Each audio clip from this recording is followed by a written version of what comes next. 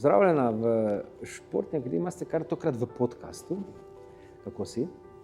Super, tako vedno. Ja. A je hitro minilo to vse skupaj? Ja, meni se zdi tako, da smo bili šele včeraj tukaj na prvi delavnici, res greš Prve ne pozabiš nikoli, pa zadnje ne pozabiš nikoli. Je tako, ne? Kaj je bilo, v bistvu, kaj se je dogajalo zdaj skozi vse te mesece s tabo?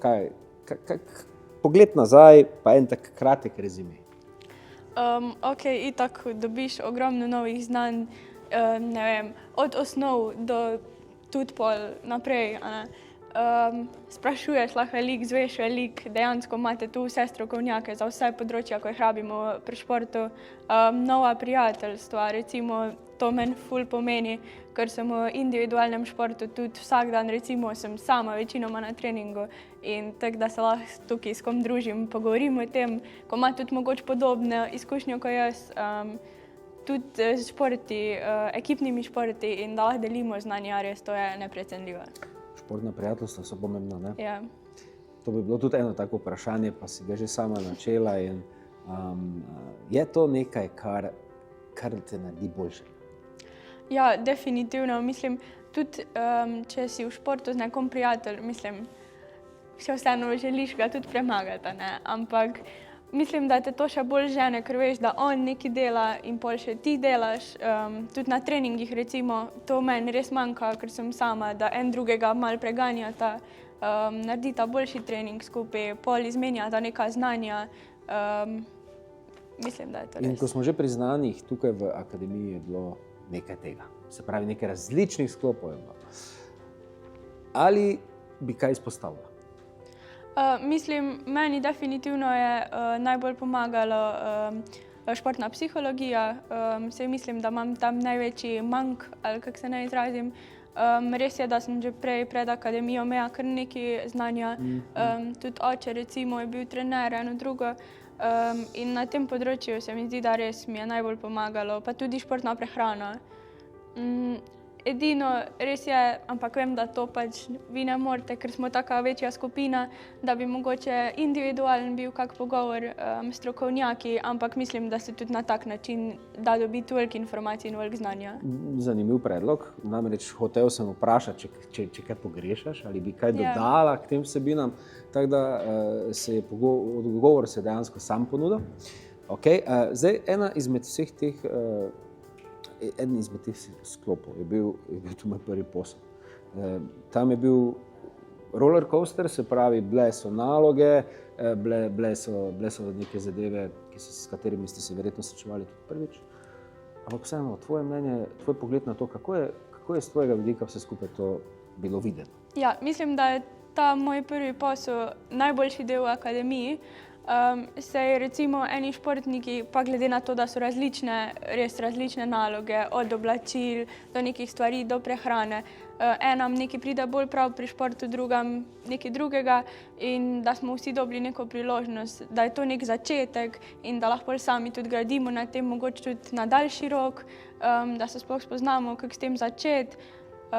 In mislim, da te tudi, ko vidiš druge športnike, kako recimo objavljajo na storijih, to eno drugo, te motivira, da v bistvu tudi ti, mislim, iz svojega vidika vem, da bi lahko na tem še veliko več naredila, ampak tudi ta zabava, pa to pri snemanju, pa vse. Dve stvari, ne? Nikoli ni prepozna, ne? To je res. Pa ta community, ne? Ki se ustvari med sabo, pa spremljanje. Obstaja v bistvu aktivno pridobivanje znanj, ne? Pa tudi pasivno, ne? To je tudi to, ko ti spremljaš nekoga, pa se mimo grede nekaj zapomniš. Pa neka zdrava tekmovalnost. Tudi to me je zanimalo, ne? Ali tudi to obstaja, ne? Ja, veš, ne? Vidiš, da ne dobjala, bom pa jaz dal 2 storija. Ja, pravilno, dobro razmišljanje. Zdaj, nekaj znanj teh, ki si jih pridobila, a si že tudi aktivno kdaj uporabila, ali pri svojem športu, morda v zasebnem življenju, je bilo kaj primer, ko si Ja, mislim, glede prehrane definitivno. Pred treningom mogoče jem zdaj druge stvari, ko sem jih jedla prej. Tudi recimo na področju športne psihologije, mislim, tudi dan na tekmi si rečem, zdaj pa moram to uporabiti, ko smo se pogovarjali. In se mi zdi, da res pomaga, no. Kaj tudi analiziraš pol nazaj stvari, Pa ja. Rečeš, zdaj bom pa probala, to pa, aha. Ker pol si mislim, pol, ko po koncu tekme ne boš pol obžalovala, ker nisi pa to treba zdaj. In res mislim, no. Hitro mine teh par mesecev, ne? Zdaj en rezime vsega skupaj, novi prijatelji, nova znanja, še kaj?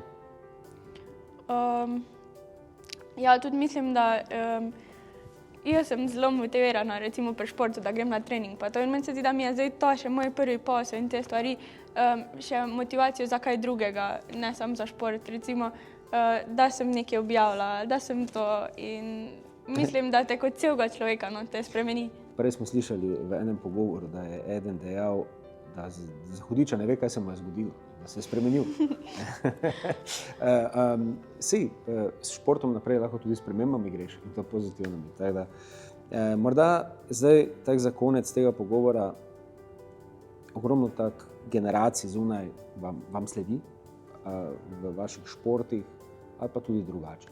Razmišljaj o tej akademiji in tako naprej. Kako sporočilo s tvoje strani, tvoj nasvet? Ja, jaz bi rekla, da to definitivno. Mislim, če misliš v športu res ustrajati, pa da je to nek začetek in da tudi, če še nič ne veš o tem, a pa tudi, če imaš že neko predznanje, nikoli nimaš vsega znanja.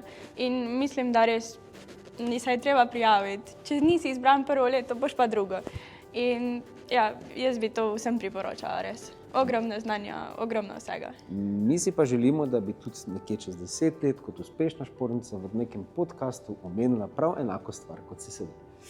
Dogovorjeno. Ja, zadnje vprašanje oziroma zadnje razmišljanje je tisto, ne, v enem stavku.